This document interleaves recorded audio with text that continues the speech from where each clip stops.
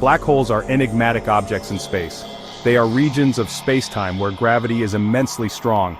Imagine a place where even light cannot escape. That's the power of a black hole. Black holes form when massive stars collapse. The core implodes, creating a gravitational sinkhole. These celestial objects are invisible, but their influence is undeniable. The event horizon is the boundary around a black hole. Crossing it is a one-way trip. Anything that ventures beyond this point is trapped forever. Think of it as the ultimate point of no return. At the heart of a black hole lies the singularity.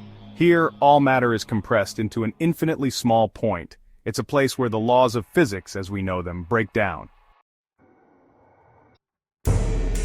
Gravity is the architect of the universe. It governs the motion of planets, stars, and even black holes. The immense gravity of a black hole pulls matter from all directions. This inward pull is uniform, leading to a spherical shape. Imagine a sculptor molding clay from all sides. The result is a perfectly rounded object. Black holes are not unique in their spherical nature. Planets and stars also exhibit this shape. Gravity plays a similar role in shaping these celestial objects. The sphere represents the most stable configuration under the influence of gravity.